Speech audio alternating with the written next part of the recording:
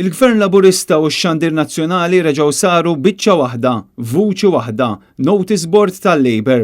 Hekk stqarrew numru ta' ġurnalisti li tkellmu mat-Times bil-kundizzjoni tal-anonimità għaliex ovvjament jibżgħu li jkunu mwarba jekk xi ħadd jinduna li qed jikxfu dak li verament għaddej bħalissa fil-PBS. Dawn il-ġurnalisti qalu li kull inizjattiva biex jinvestigaw stejjer qed tiġi skoraġġita. Fi kliem sempliċi qed jirrapportaw biss l-istqarrijiet tal-Gvern fil-veru sens tal-kelma notice board ta' Kastilja.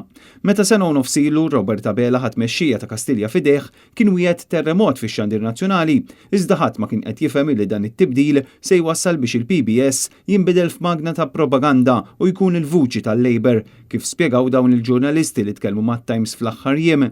L-istess sorsi spjegaw ukoll kif qed issir l-aġenda tal-aħbarijiet u kif ċertu stejjer li jimbarazzaw lill-Gvern qed jiġu evitati.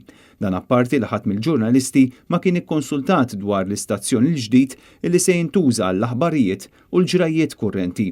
Meta kien nieda dan l-istazzjon il-ġdid, iċ-Chairman tal-PBS kien qalilna li x-Xandir Nazzjonali huwa imparzjali. Huwa stazzjon imparzjali iwassal l-aħbarijiet kif suppost għandhom ikunu mingħajr ma jħares lejn wiċċ ħadd. Iżda l-inkjesta pubblika dwar l-assassinju tal-ġurnalista Daphne Caruana Galizia tajt li x-xandir pubbliku kien naqas mid-dover tiegħu ta' imparzjalità meta ma kienx korrettament irrapporta u tratta l-allegazzjonijiet serji ta' korruzzjoni illi ġew żvelati b'riżultat ta' ġurnaliżmu investigattiv.